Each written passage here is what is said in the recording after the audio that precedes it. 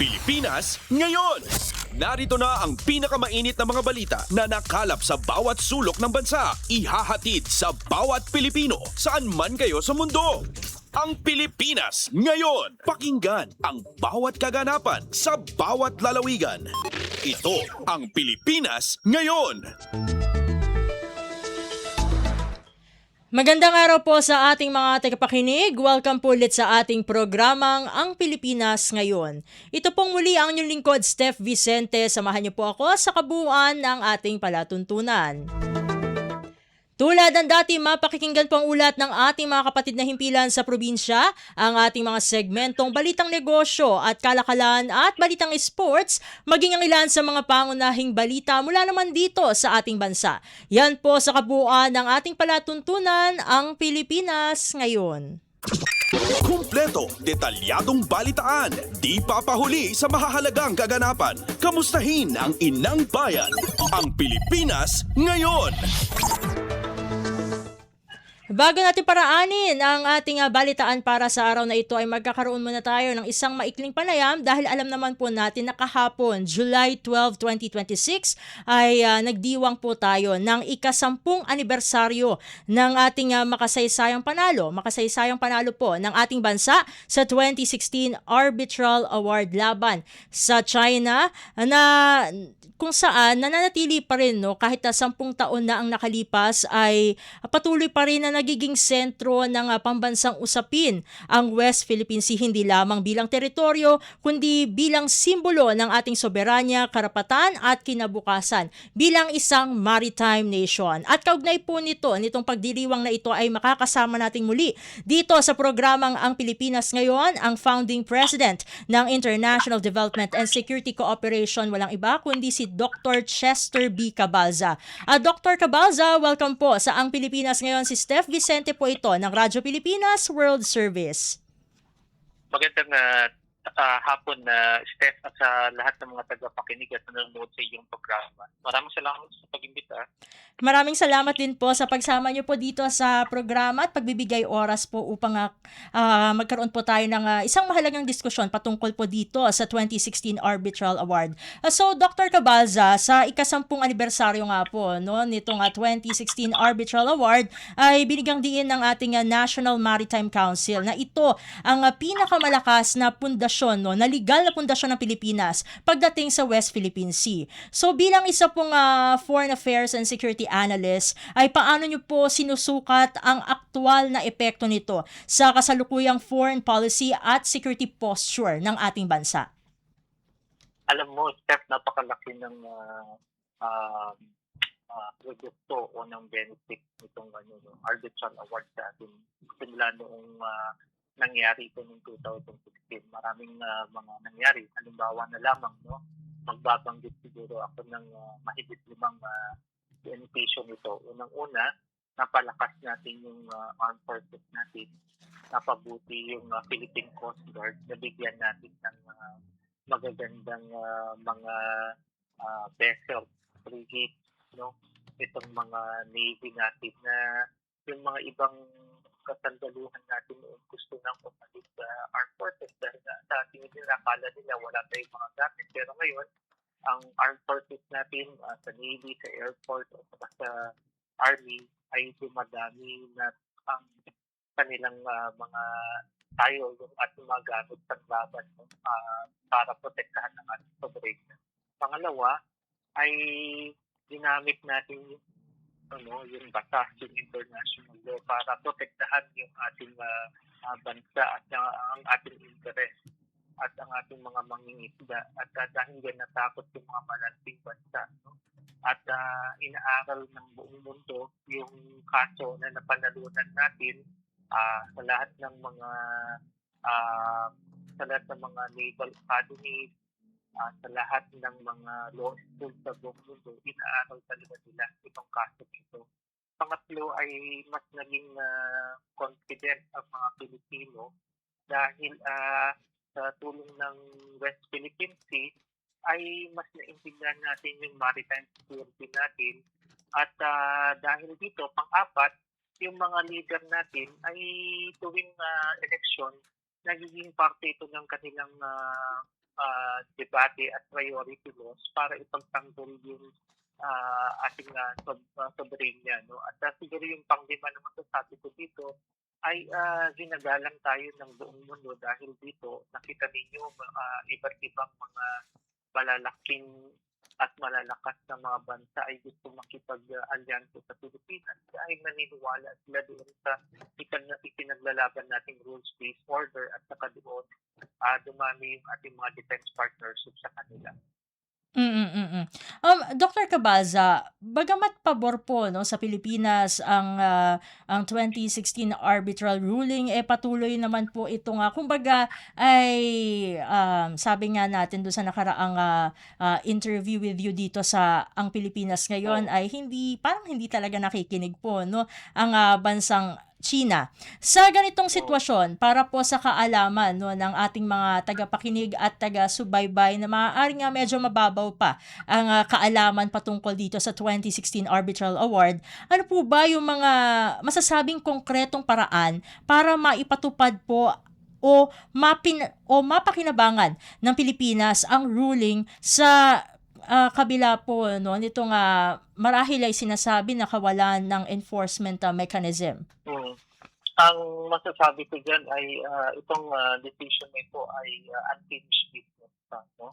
May mga kumbaga nitty-gritty pa para maipagkatuparan at para ma-enforce ito. Halimbawa na lamang, syempre, hindi nag-agree ang Pilipinas at ang China dun sa interpretation ng batas. No? At marami namang naniniwala sa ating final na ito. No? Ito yung highest decision na natanggap ng Pilipinas sa International Tribunal Court at kung meron man tayong mga sigulot pa or problema sa China ay yun ay mga addendum na lamang.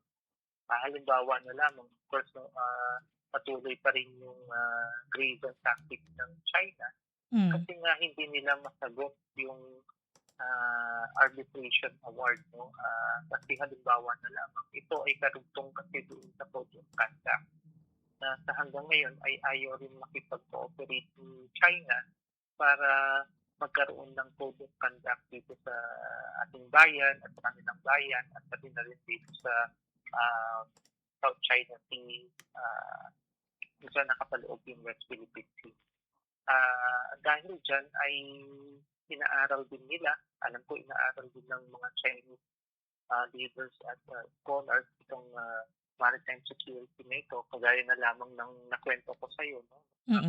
Punta ako sa isang international conference at naitanong ko sa mga Chinese scholars at policymakers na bakit hanggang sa ngayon ay wala pa rin tayong Code of Conduct na paugnay doon sa desisyon ng 2016 Arbitral Award. Ang kanilang sagot ay bakit ba kayo nagmamadali? So ang pagkakasabi nila nun ay talagang wala pa silang maibigay na rekomendasyon para maayos ang problema at para sa kanila ay isang masalimuot na usapin ito. So, nag-aantay rin tayo, no? Kagaya nga ng sinasabi palagi ni Justice Carpio, no, na intergenerational itong problema. Hindi natin after 10 years, hindi pa natin ito solusyonan. No? Sa tingin ko, susunod na henerasyon pa ang makakasolve dito dahil napaka komplikado nitong problema or itong kaso na ito na sa tiyak ko naman ay sa tamang panahon ay may enforce natin ng tama yung naipanalo natin at ang una dapat ay kinakailangan tanggapin muna ng China no yung kanilang pagkatalo at ang pagkapanalo ng Pilipinas bago tayo siguro mapunta doon sa enforcement. Eto naman po, Dr. Cabalza, ayon po kasi sa UNCLOS ay kinilala ng tribunal ang sovereign rights ng Pilipinas sa loob nga po no, ng ating exclusive economic zone. So, paano po ba ito dapat isalin sa aktual na proteksyon ng ating likas yaman tulad na lamang po ng pangingisda at enerhiya? Doon sa desisyon ng arbitral award, no, naisabi doon na may karapatan ng mga Pilipino at ang ating mga mangingisda na gamitin yung mga natural na likas na yaman no, na makukuha doon sa ating exclusive economic zone. at nakapaloob doon yung mga isda at mga enerhiya na pwedeng makuha doon. Um, dahil nga sensitive yung area at saka maaari din na kulang din yung mga teknolohiya natin para ma-explore and utilize yung halimbawa na lamang yung enerhiya natin, ay doon tayo nagkakaproblema dahil of course kapag ginalaw din natin yun, alam naman natin na may mga hangarin din yung China para gamitin din. Ang isang Mm. Go ahead po, Dr. Cabalza. Ayun, mukhang nawala tayo. Try natin ulit na makakonekta kay Dr. Cabalza dahil mahalaga na usapin po, no? Itong patungkol sa 2016 Arbitral Award para na rin po sa awareness ng ating mga kababayan na patungkol sa ating maritime domain. Ayun. So, ayun. Dr. Cabalza, medyo nawala tayo. Go ahead po. naputol nga po. Ang dahilan kung bakit nariyan ay ang China sa ating bakuran ay dahil gusto rin nila yung mga likas na yaman natin. Kaya dahil dito ay gumagawa sila ng mga sarili rin nilang mga batas para maangkin ang ito. Halimbawa na lamang yung hindi na lamang ang nanggugulo sila sa tuwing nagsiselebrate tayo ng Arbitral Award natin. Noong mga nakaraang mga taon ay sinabihan tayo na probinsya tayo ng China. Ngayon naman ay gustong angkinin ang Palawan at ang Batanes. So yun yung mga assertions na ginagawa nila ngayon na sa tingin naman natin ay mga pagbabago, no? Na sa tingin nila ay gusto nilang guluhin yung ating pag-iisip at yung ating lipunan para lalong magsawa tayo sa kanilang mga pag-disturb sa atin. So, ang labanan na ngayon kasi ay pautakan, no? So, nakikita natin dito na sa ganitong mga distractions na sinasabi natin ay nagmumukhang mga effective na mga komedya para lalong either mainis tayo o pagtawanan natin yung mga issue hanggang sa makalimutan natin yung totoong sitwasyon. So I think yun yung mga nangyayari sa ngayon na dapat natin intindihin. At 10 years after, nagbago bigla yung mga pangyayari, no? Sa diplomasya, sa teknolohiya, at sa pag-interpret ng mga batas natin. So how much more in the next 10 years? So marami pang magbabago. At ganyan naman ang mundo natin, no? Pabago-bago at tingnan natin kung sino ang manaig dito sa mga pagbabago. And sa gitna pa rin po no ng patuloy na insidente ng tensyon at komprontasyon sa West Philippine Sea. Hindi lamang literally no sa West Philippine Sea kasi meron din ako nakikita sa social media na may mga lumalabas no from Chinese state media na mga recently approaching no the 10th anniversary ng 2016 Arbitral Award, yung mga masabi ng mga caricature na kanilang ginagawa at pinapakalat no from which nakita din naman natin yung reaction ng ating mga kababayan na talagang pinaglalaban nila ang ating soberanya sa comment section. Pero dapat paano po ba dapat no balansehin sa ngayon ng Pilipinas yung pagpapatupad ng Arbitral Award at yung pagpapanatili naman po ng kapayapaan at katatagan sa rehiyon? Parte na kasi yan no ng bagong pag-aaklas at digmaan yung information warfare. No? Kung makikita niyo yung mga meme at yung mga bagong interpretasyon ng pag-aaral at mga batas patungkol sa West Philippine Sea at patungkol sa China at sa Pilipinas ay nagbabago. At dito at talagang sinasadya nilang magkaroon ng distraction, ng disinformation. Parte talaga yun. No? Ngayon, doon sa katanungan natin ninyo na kung paano pa rin natin ipapagpatuloy yung laban natin. Nakita naman natin yung pamahalaan at yung mga Pilipino kung paano sila lumaban at counter ito. At minsan, kina-counter din nila yung mga memes. No? May mga mga nakita rin at mga karitasyon na ang bansang China ay parte ng Pilipinas. So, Mm. mga ganun din yung mga pang-counter natin na I think nagmukhang katawa-tawa dahil yung mga ginagawa nila ay katawa-tawa din. No? So, pati yung mga gray zone ng mga disinformation, violent actions nila.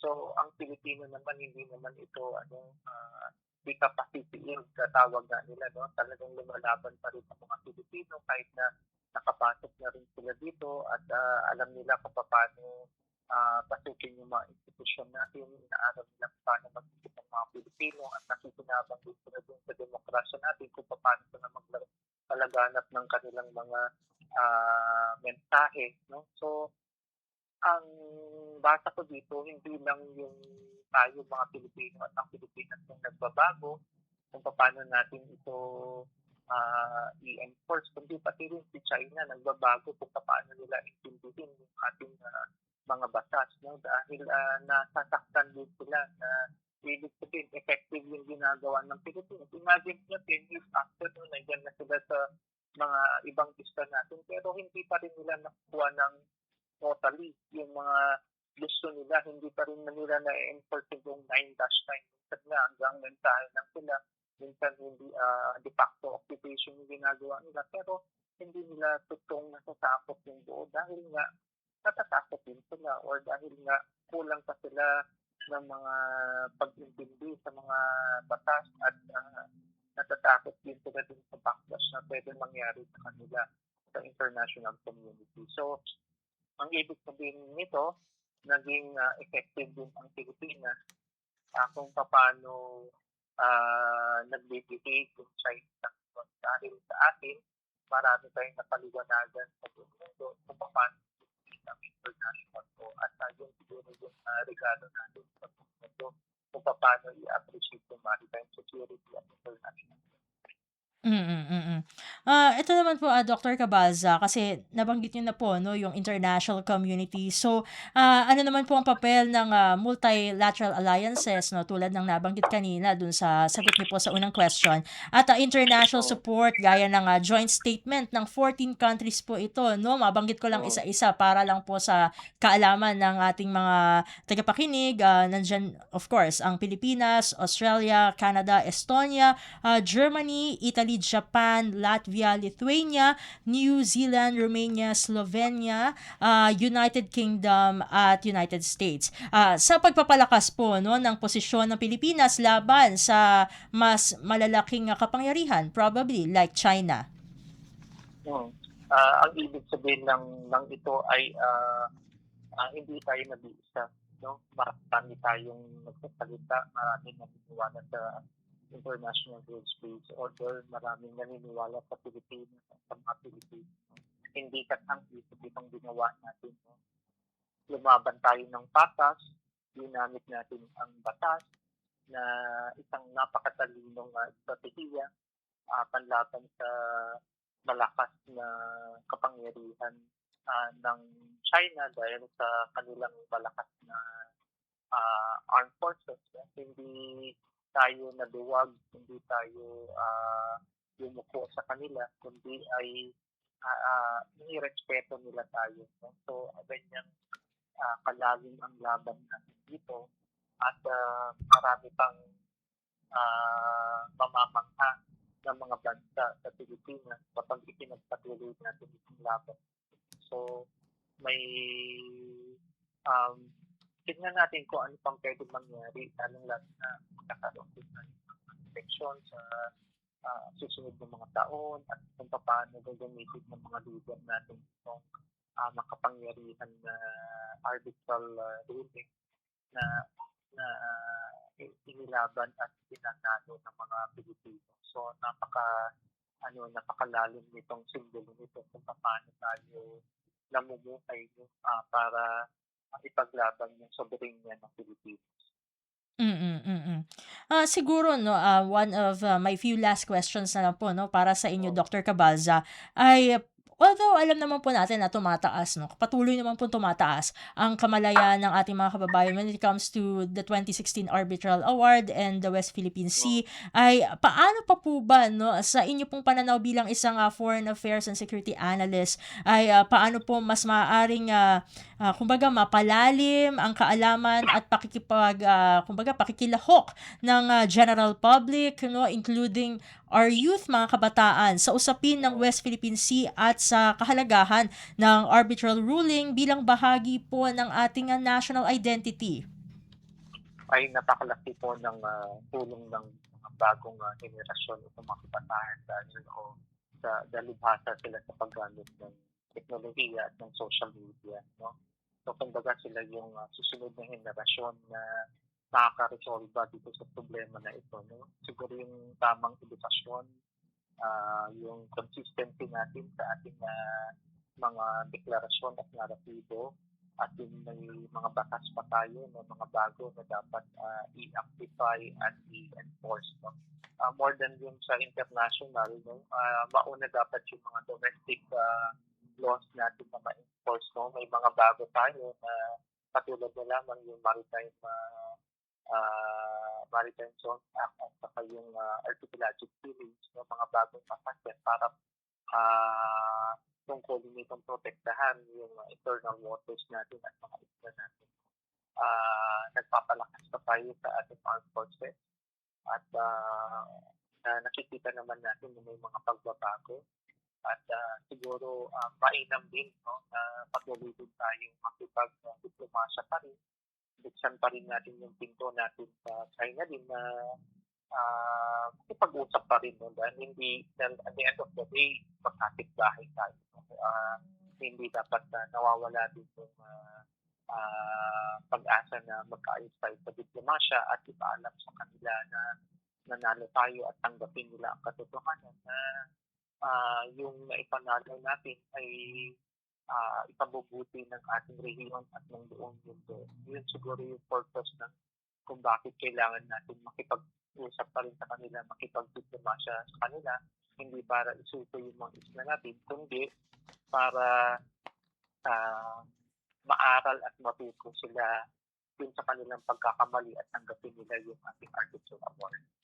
Mm. Mm. And with that po, no, I think we're running out of material time, Dr. Cabalza. Maraming salamat po sa muling pagsama niyo po dito sa Ang Pilipinas Ngayon. Sa ulitin po, God bless po at mabuhay po kayo. Maraming salamat. Maraming salamat po. At ating nakasama dito sa edisyong ito ng Ang Pilipinas Ngayon, ang founding president ng International Development and Security Cooperation, walang iba kundi si Dr. Chester B. Cabalza. Sa puntong ito ay atin nang pararaanin ang Malacanang press briefing na pinangungunahan ni Communications Undersecretary at Palace Press Officer Attorney Claire Castro. Narito na po ang pulong balitaan.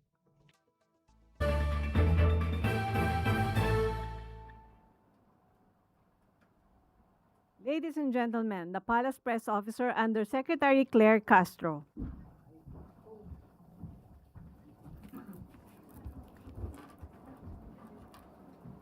Magandang araw, Malacanang Press Corps. Mga ahensya ng pamahalaan, kaliwat kanan ang trabaho sa flood control works upang tiyakin ang kaligtasan ng mga komunidad at mapanatiling mabilis ang daloy ng trapiko sa ating mga lansangan. Walang patid ang trabaho ng MMDA sa pamumuno ni Chairman Don Artes at GM Nick Torre at DPWH sa pamumuno ni Secretary Vince Dizon nitong mga nakaraang araw bilang paghahanda sa epekto ng Bagyong Inday. Alinsunod ito sa utos ni Pangulong Ferdinand R. Marcos Jr. na tiyakin ang mabilis na pagbaba ng tubig sa mga bahaing lugar. Kaya naman kahit umuulan o hindi ay patuloy ang trabaho ng mga kawani ng MMDA at DPWH upang linisin ang mga daluyan ng tubig, panatilihing operational ang mga pumping station at clearing and dredging activities sa iba't ibang bahagi ng Metro Manila. Ang resulta, mas mabilis na humupa ang baha at nanatiling passable sa mga commuter at motorista ang mga kalsada. May mga lugar na hindi pa rin agad humuhupa ang baha, kaya't hindi titigil ang administrasyon na maisaayos ang lahat ng lugar sa Pilipinas na lubhang bahain. Tuloy-tuloy lang ang trabaho. Pero hindi ito natatapos dito. Kailangan ng pamahalaan ang tulong ng bawat Pilipino. May mga kababayan tayo na nahuli sa CCTV na nagtatapon ng basura sa mga creek. May mga kababayan tayo na mula sa umaandar na sasakyan ay nagtatapon din ng kanilang basura sa labas ng bintana. Ang administrasyon ay ginagawa ang lahat, pero ang iba dumadagdag pa sa problema. Maging responsable para sa sarili at para sa bayan. Kung hindi man po kayo makatulong sa paglilinis ng mga drainage, ay huwag na pong maging sanhi ng pagbaha. Tumulong na lang po kayo. Kapag nahuli kayong nagtatapon ng basura, papanagutin kayo. At sa ngayon ay pinag-uusapan na likhain o lakihan ang penalty para sa mga pasaway na nagtatapon ng basura kung saan-saan lang. Itabi ang inyong basura at i-dispose ng tama. Sa ganitong paraan ay makakatulong kayo na mapanatiling malinis ang paligid at ligtas ang mga komunidad mula sa baha. Tuloy-tuloy po ang aksyon ng pamahalaan upang labanan ang baha. Tumulong po tayong lahat para maiwasan natin ang panganib at abala dulot ng maling pagtatapon ng basura. Responsibilidad natin lahat na maging maayos ang ating bansa.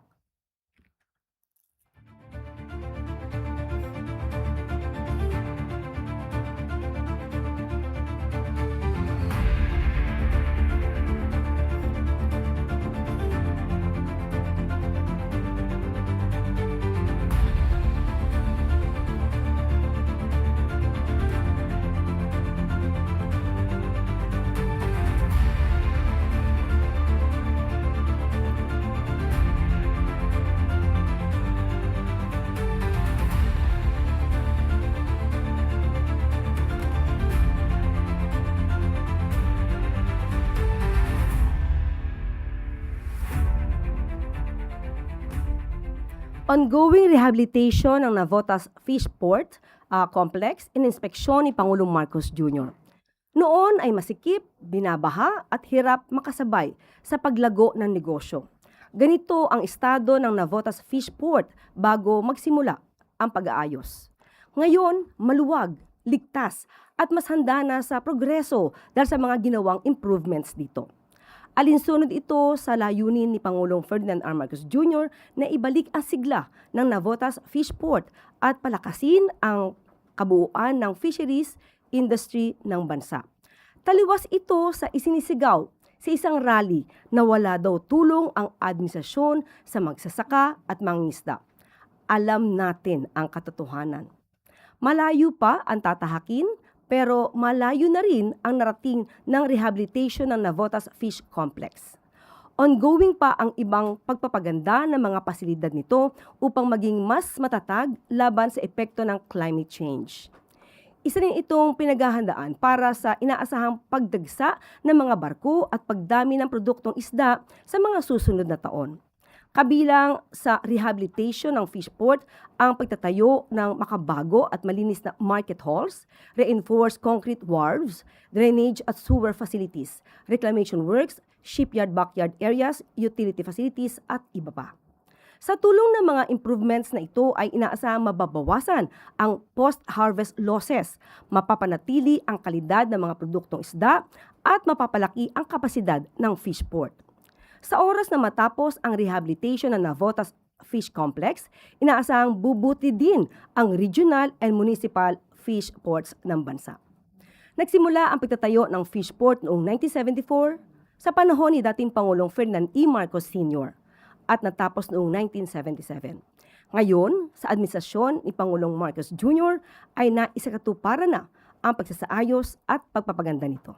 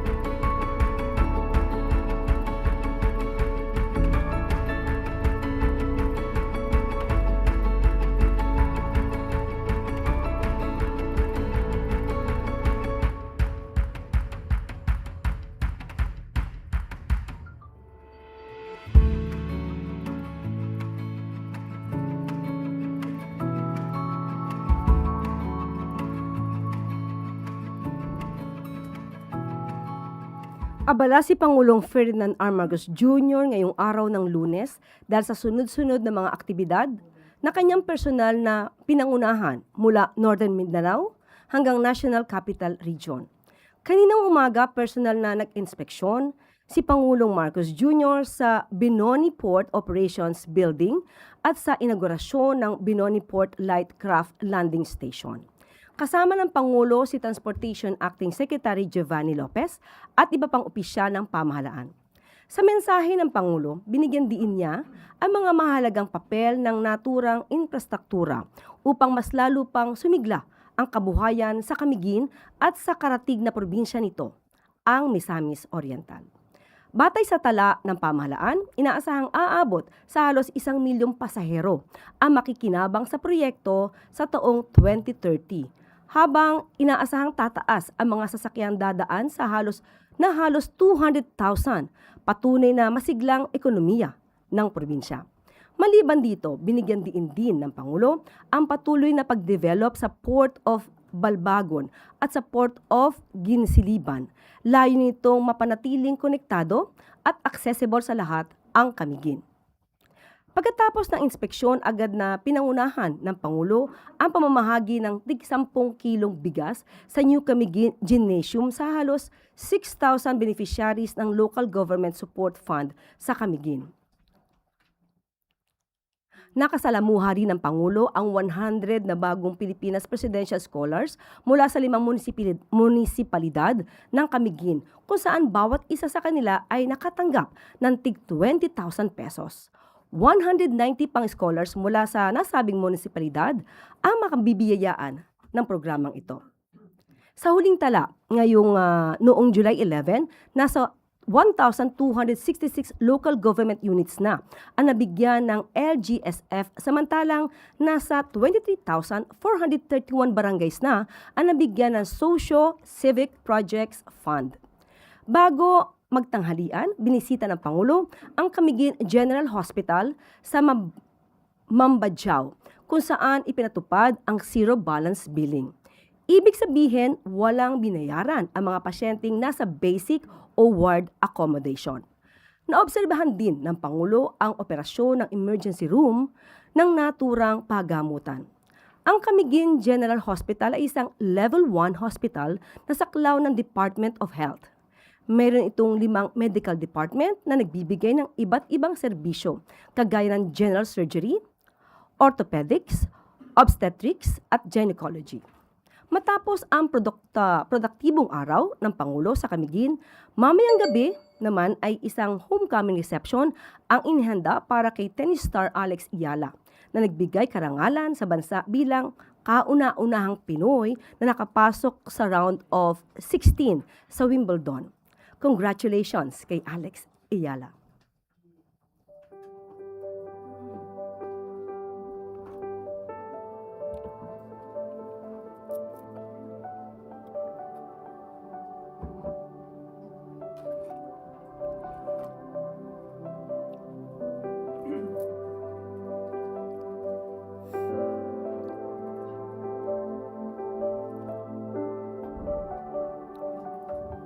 At maaari po akong tumanggap ng inyong mga katanungan. Unang tanong mula kay Harley Balbuena, IBC 13. Hi, good afternoon, Yusek. Yusek, multiple sources from the DOH have disclosed that Health Secretary Ted Herbosa already tendered his resignation today. How true is this, Yusek? And if confirmed, did the President accepted the resignation of Secretary Herbosa? Meron po tayong anunsyo na babasahin.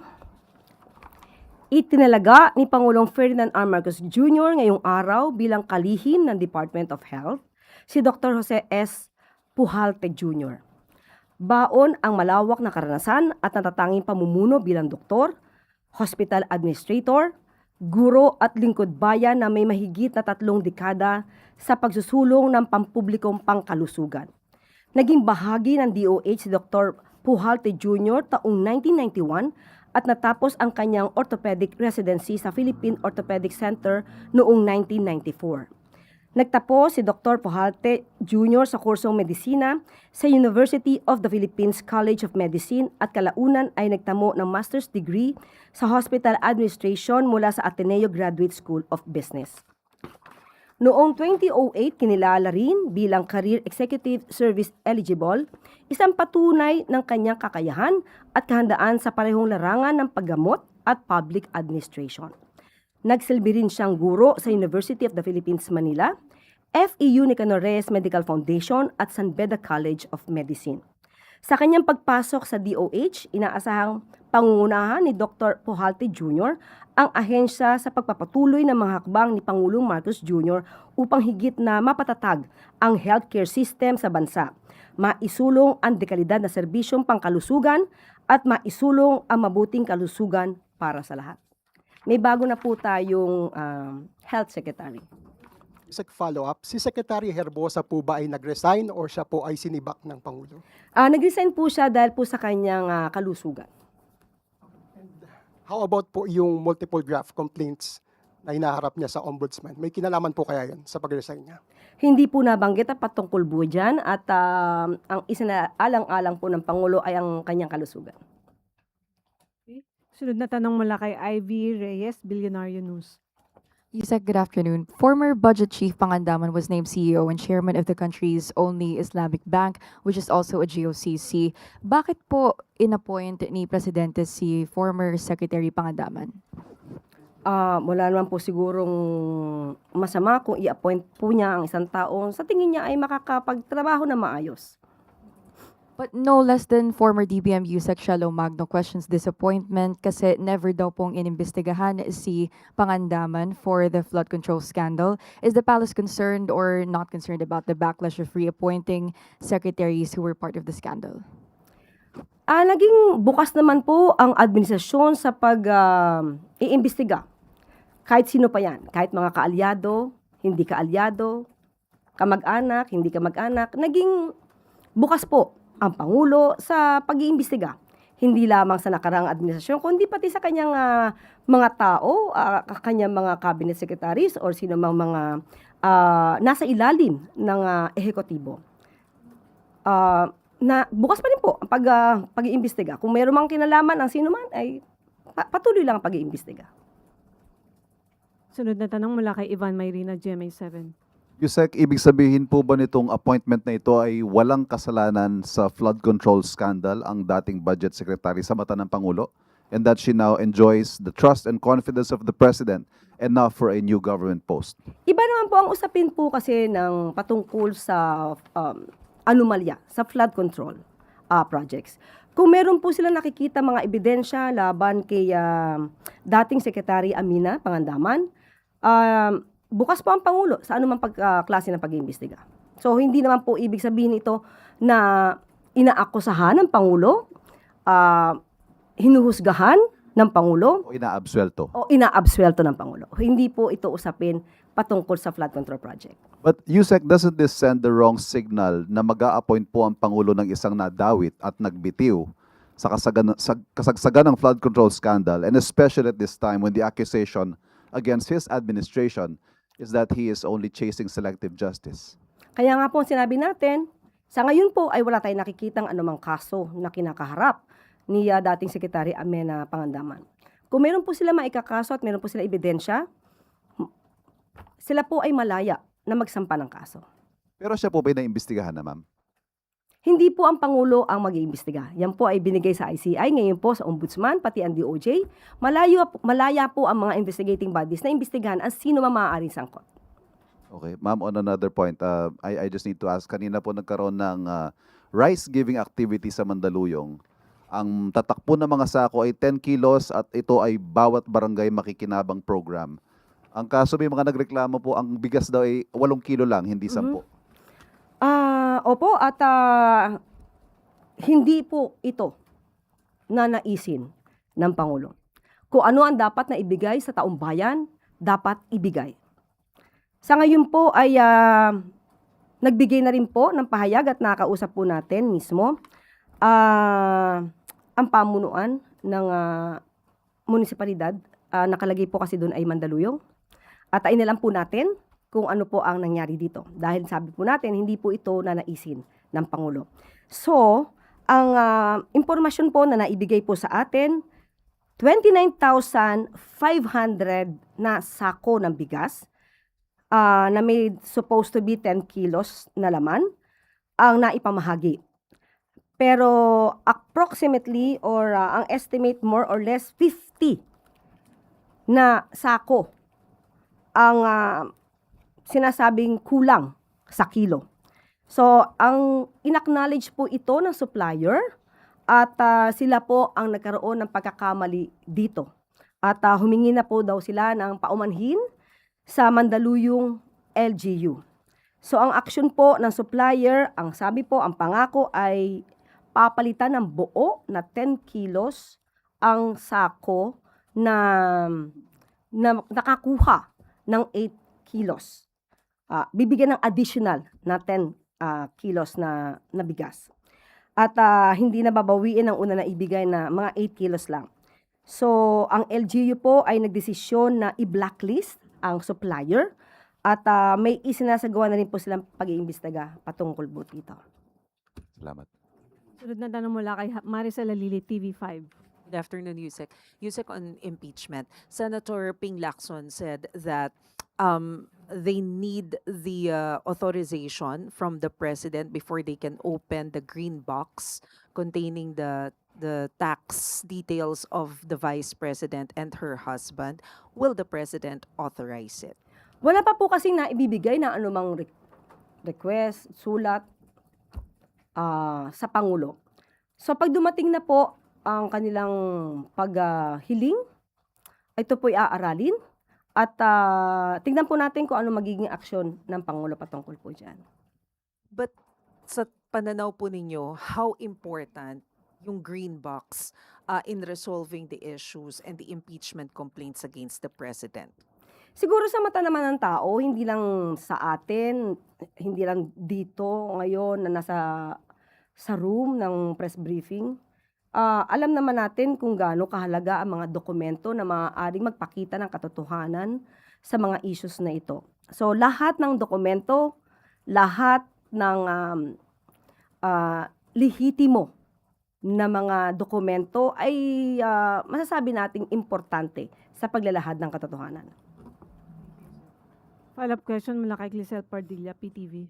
Good afternoon po, Yusek. Yusek, Senator Lacson is also seeking faster impeachment trial for VP Duterte to avoid idle court time. Alam po natin na it falls under Senate authority, pero meron po bang reaction yung Palace or does the Palace support a speedy trial? Sa ngayon po, katulad ng sinabi natin, ang Pangulo po ay hindi makikialam kung ano ang proseso na ginagawa sa Senado. Nasa pamumuno na po yan ng Senado kung paano po nila ito mapapabilis. Sunod na tanong mula kay Jervis Manahan, ABS-CBN. Magandang hapon po. Yusek, it's been 1 week since the Sandigan Bayan ordered the arrest of Senator Rodante Marcoleta, but the senator is still in the hospital at nadadalaw pa po ng ilang mga VIP. Ano po masasabi ng palasyo po dito? Of course, ang kalusugan kasi ay hindi naman natin pwede itong isugal. Kung ano po ang sinasabi ng mga doktor, kung ano po ang kalusugan ni Senator Rodante Marcoleta, ay dapat din po nating pag-ingatan at ma-monitor kung ano po ang kalagayan ni Senator Marcoleta. So, kung siya po ay dinadalaw at mukhang meron nga pong nagreklamo or umalma dito, nasa pag-uutos na rin po ito ng Sandigan Bayan. Sunod na tanong mula kay Tristan Nodalo, Newswatch Plus. Hi Yusek, good afternoon. Balikan ko lang po ng kaunti yung naging panayam kay Mayor Baste Duterte sa Dahig kung saan sinabi niya nga po that the goal of the impeachment was to prevent the Vice President from running in the 2028 bid. Sinabi niya rin po in that interview na 3 taon daw pong pinagplanuhan o kampanya itong impeachment para talaga hindi daw po makatakbo si Vice President. Ano pong response ng palasyo sa ganitong akusasyon na matagal pong pinagplanuhan? 3 years pagkapanalo pa lang ng Vice Presidente? Sabi niya po, simula nung nagkaroon, most likely, sabi niya, 3 years itong ginawang campaign para ma-impeach si Vice President. Kaya nga, ibig sabihin, pagkapanalo pa lang niya ng pagka-Vice Presidente, pinaplano na ng Vice Presidente yung tumakbong Presidente? Ganun yung lumalabas kasi pinagpaplanuhan na siya para hindi siya makatakbo.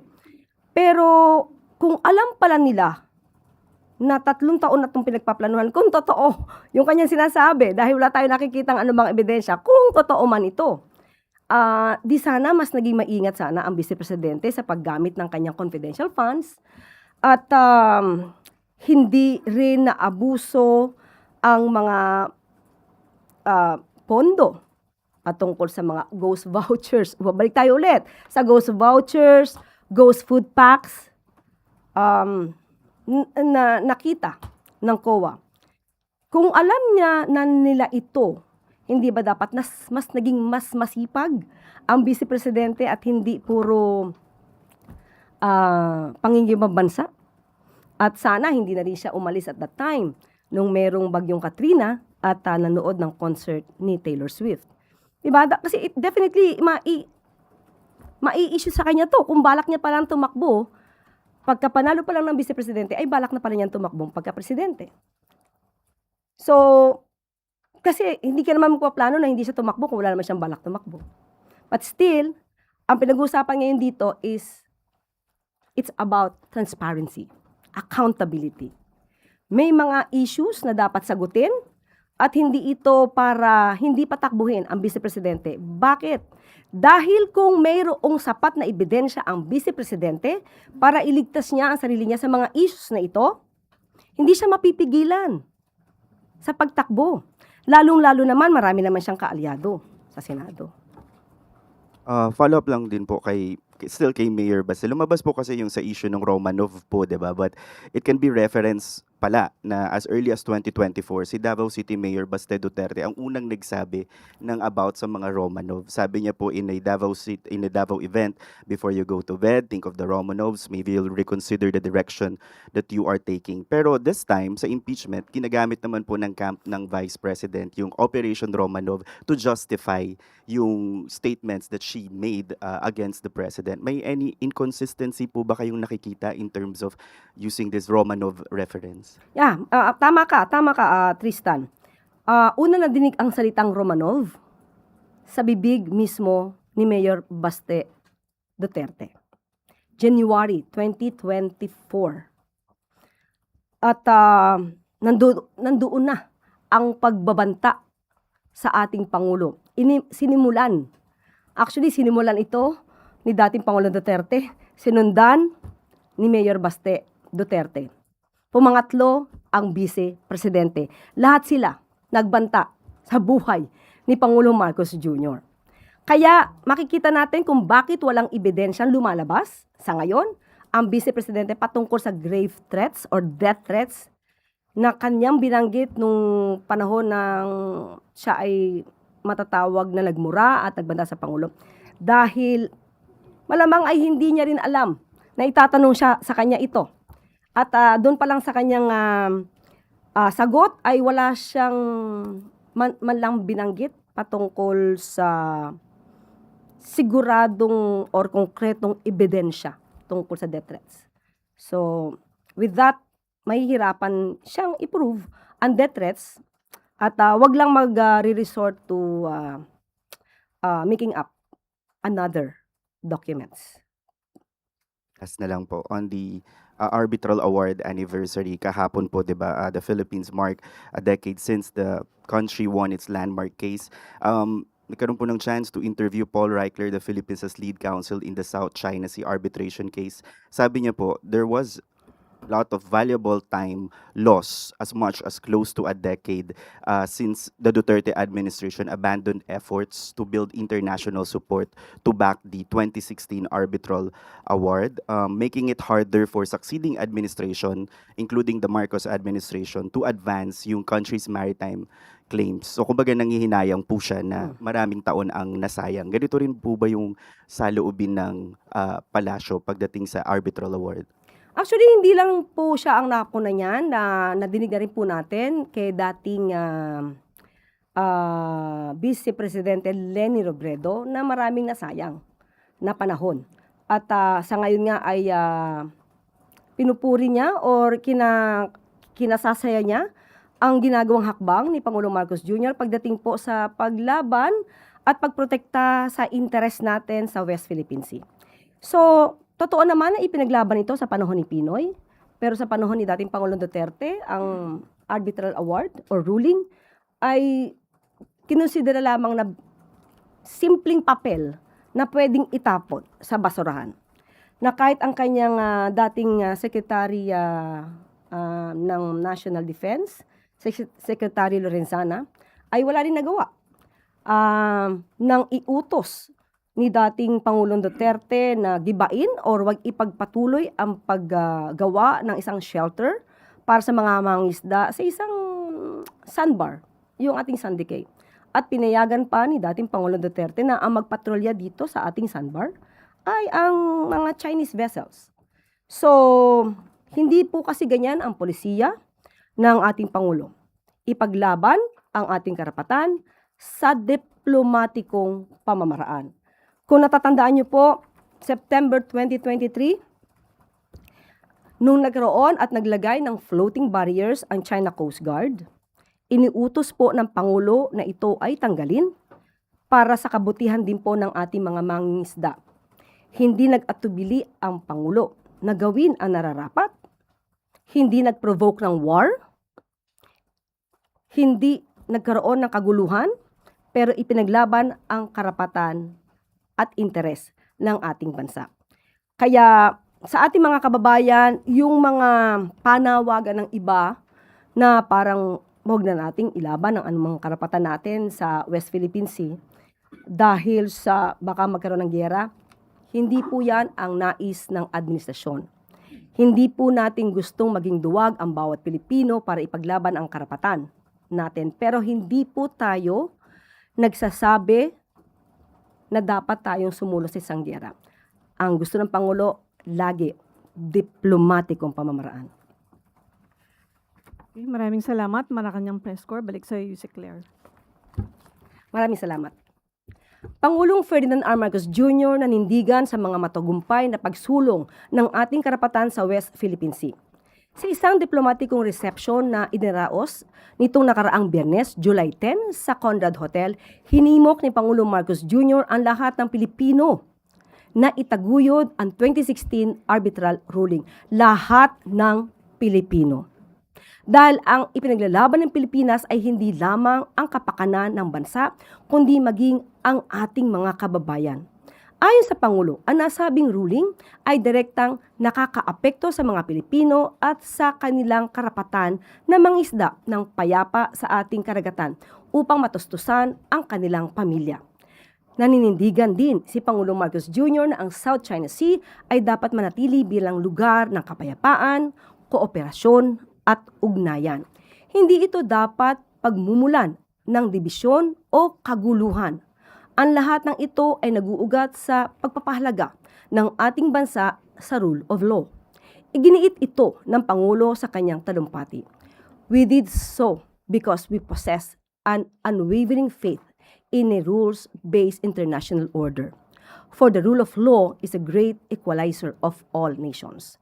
It assures that right is not defined by might, that justice is never dictated by the relative size of a nation's territory, military, or economic power. Sa kabilang dako ay maraming Pilipino ang sang-ayon sa hakbang ng pamahalaan pagdating sa usapin ng West Philippine Sea. Ayon sa Okta Research, 66% ng mga respondents ay sumusuporta sa administrasyon ni Pangulong Marcos Jr. pagdating sa pagtaguyod sa 2016 arbitral ruling. Isa itong malaking tagumpay sa ating patuloy na pakikipaglaban para sa ating soberanya at karapatan sa ating mga karagatan.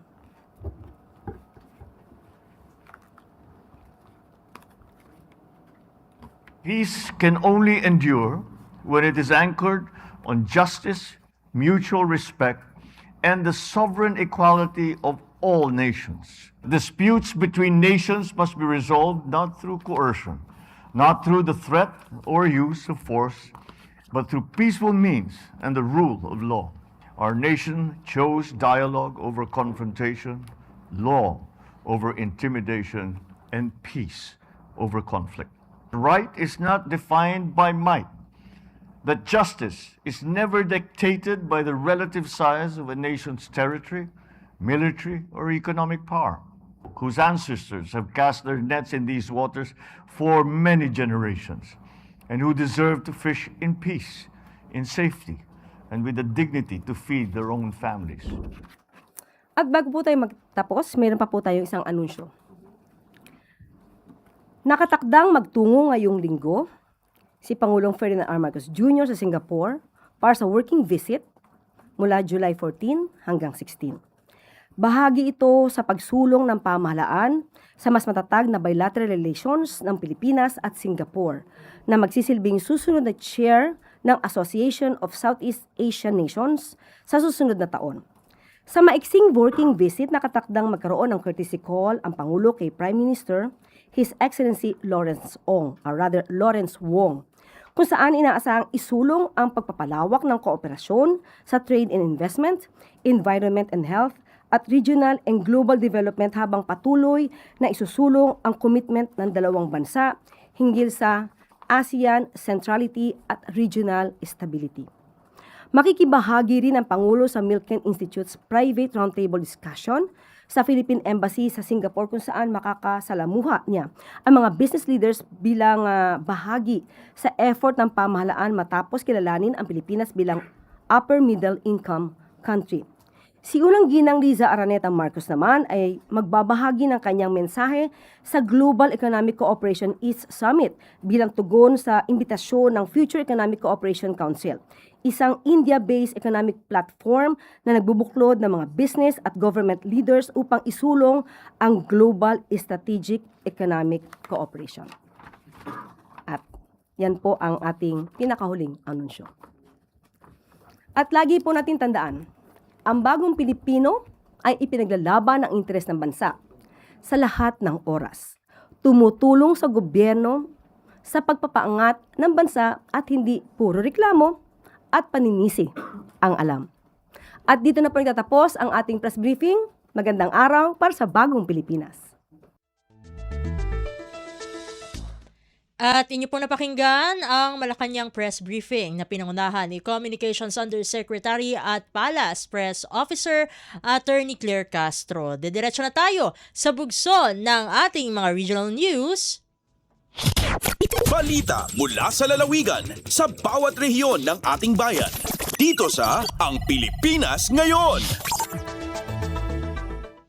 Dadako muna tayo sa rehiyon ng Luzon. 10 lokal na pamahalaan sa lalawigan ng Cagayan idineklara ang Hulyo 12 bilang West Philippine Sea Victory Day.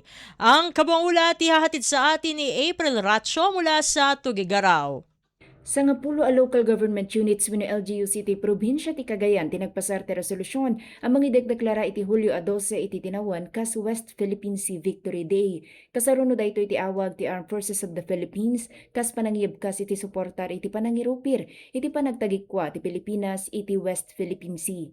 Karaman kadagiti nagtulnog ket ang aprobar ti syudad ti Tuguegarao ken dagiti ili ti Alcala Amulong Bagao Igig Lola Samsolana Alakapan ken Sanchez Mira dagiti daduma munisipalidad ket adamot itan iti proseso ti panang review ken panang aprobar iti kapada resolusyon ang mangipakpakita iti pumigpig sa suportar dagiti LGU para iti tinawan a pananglagip iti naisang sangayan a baligi ti Pagilian ganda dayti abigbigen ti 2016 Arbitral Tribunal Award anang patebker iti karbengan ti Pilipinas iti West Philippine Sea ken ipakita ti agtultuloy a suportar dagitoy iti panang taripato iti kataawan ken soberanya ti Pagilian. Babaan dayti nga addang ipakpakita dagiti LGU ti commitment da iti panangitandudo iti panagayat iti Pagilian ken panagkaykaysa dagiti Cagayano. Manipod syudad ti Tuguegarao dayti ni April sa Lucon Ratio para iti Radyo Pilipinas World Service. Balita mula sa lalawigan sa bawat rehiyon ng ating bayan. Dito sa Ang Pilipinas Ngayon. Inyong napakinggan ang ulat ni April Ratio mula sa Tuguegarao. Punta naman natin ang Baguio City. Project Gangsa inilunsad sa mga correctional centers sa rehiyon ng Cordillera. Ang kabuang ulat ihahatid naman sa atin ni Jong Munar. Nagpinirma iti Bureau of Jail Management and Penology, National Commission on Indigenous Peoples, Cordillera, ken sa magmamano nga Indigenous Peoples Mandatory Representative iti Memorandum of Agreement para iti panakaimplementar iti Project Gangsa. Iti Project Gangsa ket may nga programa nga dan panggep ang mapreserba ti kultura maipayan ti psychosocial ken nadumado mga suporta dagiti persons deprived of liberty tinnem nga pagbaludan dito'y rehiyon. Karaman kadagiti aktibidad nga may patungpal iti cultural mapping, seminars may nagit indigenous people's rights, heritage workshops, livelihood training, wellness ken healing sessions ken reintegration program ang mangisagana kadagiti PDLs nga subli iti pamilyada ken iti komunidad. Sigon iti BJMP CAR kadwan nga persons deprived of liberty kat karaman iti indigenous cultural communities when indigenous peoples kas iti Ibaloy, Kankanaay, Ifugao, Bontok, Kalinga, Isneg, Tingyan kenda dumapay nga ancestral groups. Iti termino nga gangsa ket may nga traditional Cordilleran gong nga mararamat iti rehiyon Cordillera tunggal at iti ritual celebrations, peace pacts, gatherings, Thanksgiving, seremonya, healing practices, kasar, ken community assemblies. Iti iti gangsa ken mangpapapigsay ti communal bonds, mangpreserba ti tradisyon, ken mangpapigsay ti identity dagiti individual, ken iti responsibilidad da iti komunidad. Manipod Radyo Pilipinas Baguio, Jong Monar ng ipadamag para ti Radyo Pilipinas World Service. Balita mula sa lalawigan sa bawat rehiyon ng ating bayan. Dito sa Ang Pilipinas Ngayon. Inyong napakinggan ang ulat ni Jong Monar mula sa Baguio City. Dadakuin naman natin ang VIRAC, Bureau of Fire Protection o BFP, nagsagawa ng water rationing sa isang bayan sa Catanduanes dahil sa kakulangan sa supply ng tubig. Narito si Rosie Nieva para sa balita. Nagkondusyoning water rationing ang mga tauhan kan Bagamanok Fire Station sa Curacog Village, Barangay San Rafael, Bagamanok, Catanduanes, nganing matabangan ang mga residenteng nakaka-eksperyensya ng kakulangan sa supply ng tubig.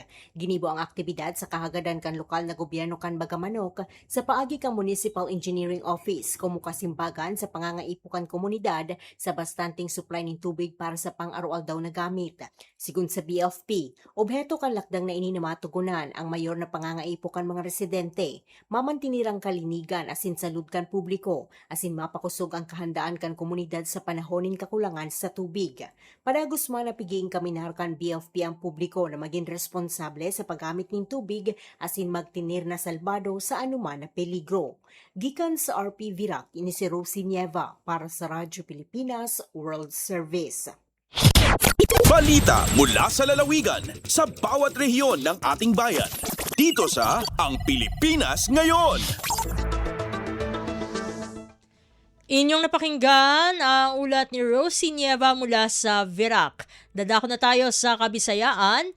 Bureau of Customs o BOC tiniyak na hindi na maibebenta sa publiko ang mga nakumpiskang smuggled na sigarilyo na nasabat sa Cebu. Ang kabangulat ihahatid naman sa atin ni Angeli Valiente mula sa Cebu. Gipasalig sa Bureau of Customs nga dili na makalusot og mabaligya sa publiko ang mga illegal nga sigarilyo nga ilang nasakmit sa mga nagkadayang lugar sa nasod lakip na ang kapin 3.5 bilyones pesos nga kantidad sa smuggled nga sigarilyo nga nasakmit sa Cebu. Sa iyang pagbisita sa Cebu gisiguro ni Bureau of Customs Commissioner Ariel Nepomuceno nga ang tanang nasakmit nga pinalusot nga sigarilyo ang dili na mapahimuslan. Mato niini nga target nila nga ipaubos sa destruction process ang mga nasakmit nga kontrabando human sa ilang inventory ug investigasyon. Padayon sab ang pagigalayon sa BOC ngadto na sa uban pang law enforcement units sama sa National Bureau of Investigation aron nga matumbok ang mga tawo nga nagpaluyo sa mga illegal nga aktibidad. Lakip sab sa gitutukan sa mga otoridad ang mga domestic ports nga dili sakop sa BOC human nasuta nga usa sa mga modo sa pagpalusot sa sigarilyo mao ang pag-deliver ni ini sa mga domestic ug private nga mga pantalana. Gikan dinhi sa RP Cebu, Angeli Valiente para sa Radyo Pilipinas World Service. Balita mula sa lalawigan sa bawat rehiyon ng ating bayan. Dito sa Ang Pilipinas Ngayon. Inyong napakinggan ang ulat ni Angeli Valiente mula sa Cebu. Dakoy naman natin ang Mindanao. Department of Migrant Workers o DMW Region 11 inilunsad ang Regional Migration Network para sa maayos na serbisyo para sa mga Overseas Filipino Worker o OFWs. Ang detalye ihahatid sa atin ni Maymay Benedicto mula sa Davao. Gipalig-on sa Department of Migrant Workers o DMW11 ang ilahang Regional Migration Network pinaagi sa pag-iusa sa nagkalain-laing ahensya sa gobyerno, civil society organizations, faith-based organizations sa gubang mga sektor sa rehiyon. Sumalak ang DMW11 Regional Director Maria Carolina B. Agdamag tumong sa maong inisyatiba ang pagpahugot sa koordinasyon sa tanang kauban sa network aron nga mas mapapaspas ug mas komprehensibo ang paghatag og serbisyo sa mga overseas Filipino workers kon OFW. Matod niini, bisan duna nay National Integration Network sa tibuok nasod, kini ang unang regional counterpart nga gitukod sa rehiyon aron nga mas maduol ang mga programa ug serbisyo sa mga lokal nga stakeholders ug kliyente. Karon gipadayon ang paghulma sa estruktura sa network aron nga mas klaro ang direksyon sa mga programa ug mga inisyatiba nga ipatuman. Gikan Davao City, Maymay Benedicto para sa Radyo Pilipinas World Service. Balita mula sa lalawigan sa bawat rehiyon ng ating bayan. Dito sa Ang Pilipinas Ngayon. Inyong napakinggan ang ulat ni Maymay Benedicto mula sa Davao. Puntahan naman natin ang Marawi. Tulong para sa mga biktima ng Typhoon Inday, ipinahatid ng pamahalaang panlalawigan ng Lanao del Sur. Narito ang kabangulat mula naman kay Malik Mambuay. Ini sa vaya gobyerno sa Lanao del Sur sa panabantabang ang mga panganangkan ago non-food items mga nakanaw panganangkan ago panabantabang ang pera ko mga pamilya siagadan o Typhoon Inday ko mga municipality lagi dakalan lugar sa kapatagan. Ini sugi Governor Mamintal Alon Tuadyong Jr. ag si Vice Governor Muhammad Khalid Raki Nadyong so kaya panabang sa relief assistance ang kuha kaya sagadan o di na kaya binasan ang mga pamilya. Piagunin na Provincial Social Welfare and Development Office o di na PSWDO ang paguluan ng officer in charge sa siya munay maadyong sa minipagupera nun ang Provincial Disaster Risk Reduction and Management Office o din na PDRRMO agugya Provincial Engineers Office sa Motor Full Division. Pinalamatan ni Bay Munay Madyun sa mga local government units o din na LGU sa kalanlugar sa kapatagan sa kipaguperan gukagan na kipagasis na buteran sa katano sa kinisampain kung mga panabantabang kung mga pamilya hamya sugat ang kanan at yuba. Gebo si Malik Mamboy pun sa Marawi City para sa Bagong Pilipinas World Service. Balita mula sa lalawigan sa bawat rehiyon ng ating bayan. Dito sa Ang Pilipinas Ngayon. At inyong napakinggan ang ulat ni Malik Mambuay mula sa Marawi.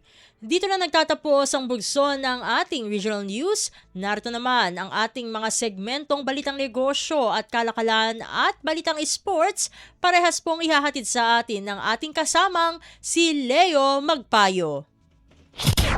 Lagay ng ekonomiya, kalakalan, negosyo at iba pa. Atin ang alamin dito sa Ang Pilipinas Ngayon.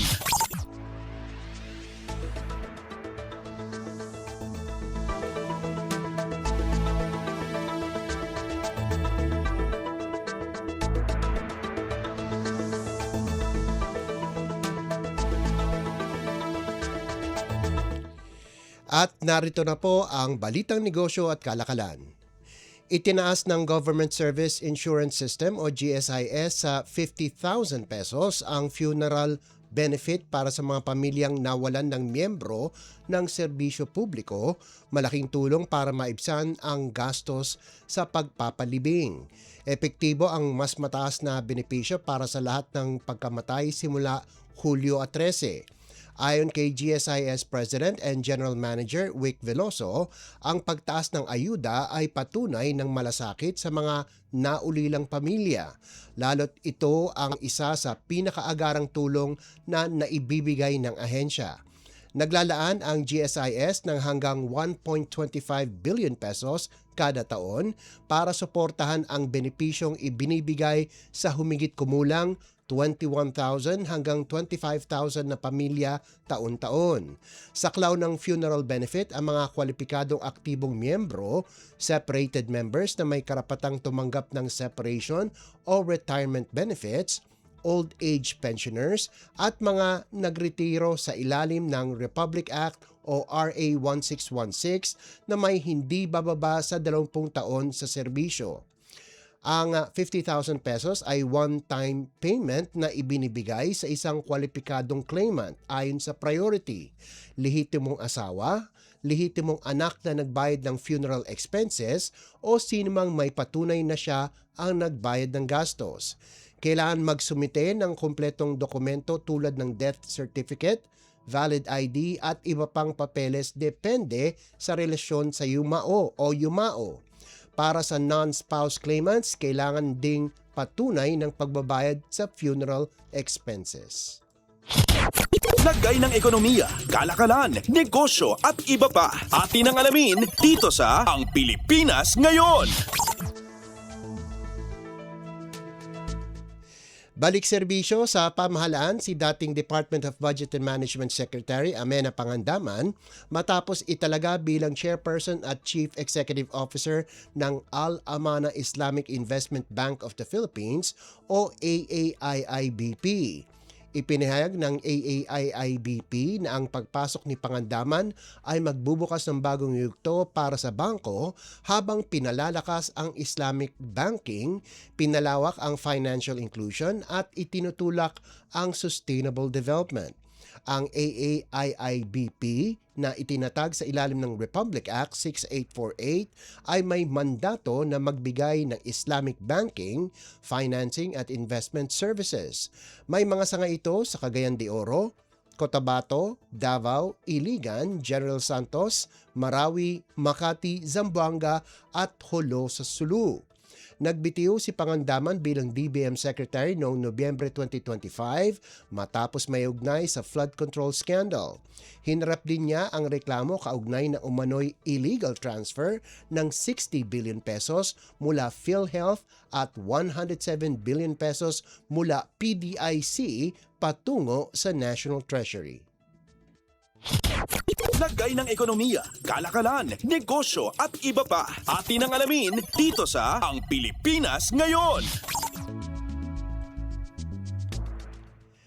At para naman sa halaga ng palitan, ayon sa Bangko Sentral ng Pilipinas ngayong Lunes, ika-13 ng Hulyo, ang halaga ng piso kontra sa dolyar ay nasa 61 pesos and 52 centavos. Ang Japanese yen naman po ay nagkakahalaga ng 38 centavos. Ang Singaporean dollar ay nasa 47 pesos and 61 centavos. 4 centavos naman ang won ng South Korea at nagkakahalaga ng 9 pesos and 8 centavos ang isang yuan ng China. Sa iba pang palitan, ang Hong Kong dollar ay nagkakahalaga ng 7 pesos and 85 centavos. Ang British pound naman ay katumbas ng 82 pesos and 37 centavos. Nasa 70 pesos and 17 centavos ang euro, 43 pesos and 44 centavos ang Canadian dollar, habang ang Saudi Arabian riyal ay nagkakahalaga ng 16 pesos and 39 centavos. Lagay ng ekonomiya, kalakalan, negosyo at iba pa. Atin ang alamin dito sa Ang Pilipinas Ngayon. At yan po ang ating balitang negosyo at kalakalan. Samantala, susunod naman po ang sports balita. Updates at pinakahuling mga usapin sa mundo ng palakasan. Atin ang pakinggan dito sa Ang Pilipinas Ngayon. Rumatsyada agad ang Converge laban sa importless Titan Ultra at kumamada ng 105-74 para sa magarang simula sa PBA Season 50 Governors Cup sa Inari Center, Montalban nitong linggo. Medyo mabagal ang ikot sa umpisa pero nang makuha ng Fiber Xers ang kanilang ritmo, tuloy-tuloy na ang pag-araro hanggang sa lumobo ang lamang. Walang import na babangga sa loob kaya naghari sa shaded lane sina Jalen Hudson at Justine Arana. Nagbalik PBA si Hudson na may 20 puntos, 8 rebounds at 4 na steals, habang may 14 na puntos at 5 rebounds si Arana. Umabot sa 36 na puntos ang pinakamalaking abante ng Converge, suportado ng 16 na puntos ni Archie Concepcion at 13 mula kay Mikey Williams. Para sa Titan Ultra, sina Fran Yu at Brian Sajonia ang nagbuhat ng tig 14 na puntos, habang may 10 si King Caralipio. Bagsak sa 0-2 ang Giant Risers matapos matalo rin sa Terra Firma sa opener. Updates at pinakahuling mga usapin sa mundo ng palakasan. Atin ang pakinggan dito sa Ang Pilipinas Ngayon. Nasa Group B ang Philippine Nationals sa ilalim ng bagong head coach Burke Toes, kasama ang world number 4 China, number 10 Japan at number 44 Lebanon. Sa Group A naman ang world number 3 Australia, number 15 Korea, number 21 New Zealand at number 39 Chinese Taipei. Kasalukuyang number 30 sa mundo at ika-6 sa Asia ang Gilas Women's. Pareho pa rin ang format kung saan dediretso sa semis ang top team ng bawat grupo, matatanggal ang nasa huling pwesto at ang second and third placers ay maglalaban sa crossover qualification para sa natitirang semi-slots. Target ng Nationals na lampasan ang ika-6 na pwesto noong huling edisyon na kinuha ng Australia ang kampyonato. Noong Hulyo Agis, inilunsad ng Philippine Sports Commission, Samahang Basketball ng Pilipinas at FIBA officials ang opisyal na logo ng torneo na magiging kauna-unahang FIBA-sanctioned 5-on-5 event na i-host sa Cebu City. Binibigyan din ng FIBA Asia na pagkakataon ito para maipakita sa mundo ang kultura, tanawin at identity ng Cebu, kasabay ng paghahanda ng bansa para sa malaking continental competition. Updates at pinakahuling mga usapin sa mundo ng palakasan. Atin ang pakinggan dito sa Ang Pilipinas Ngayon.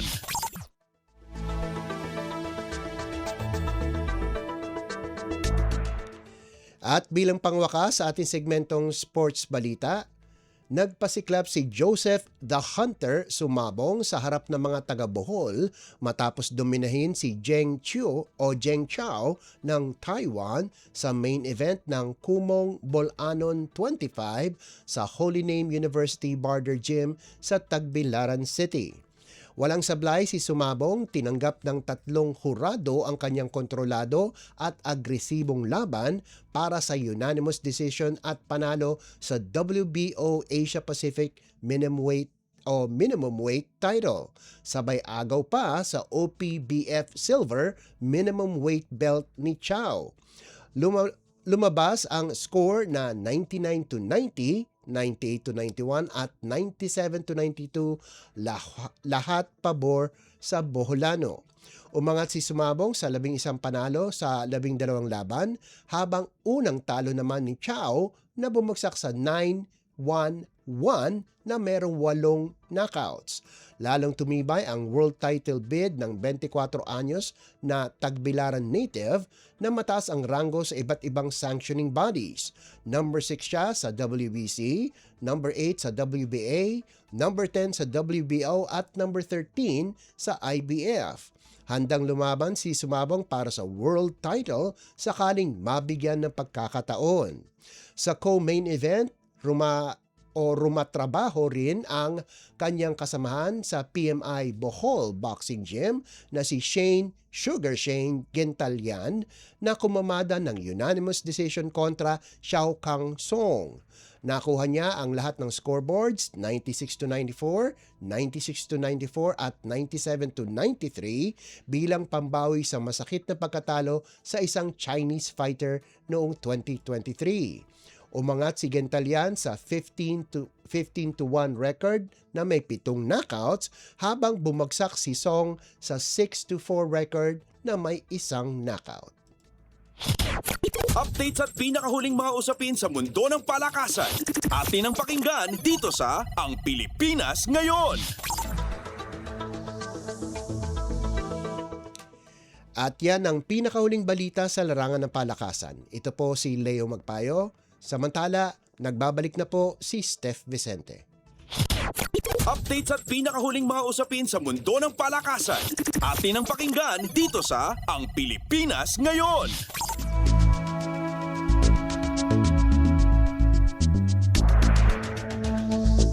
At inyo po napakinggan ang ating segmentong Balitang Negosyo at Kalakalan at Balitang Sports na ihatid sa atin ng ating kasamang si Leo Magpayo. Samantala, magpapasalamat na tayo sa ating mga nakasama sa studio na sina Milo Jonella, Susan Aison, Hiro Lucero, John Paul Lumontad at Anthony Pimentel. Maraming salamat po ulit sa mga nanood at nakinig sa edisyong ito ng Palatuntunang Ang Pilipinas Ngayon. Huwag kalimutang mag-like, mag-follow at mag-subscribe na sa mga social media account page o channel ng Radyo Pilipinas World Service upang laging updated sa mga mahalagang balita. Ito pong muli ang inyong lingkod, Steph Vicente. Mabuhay po tayong mga Pilipino. At yan ang Pilipinas Ngayon. Muling samahan sa parehong oras at alamin ang pinakahuling mga kaganapan at balita saan man kayo naroon. Ang Pilipinas Ngayon.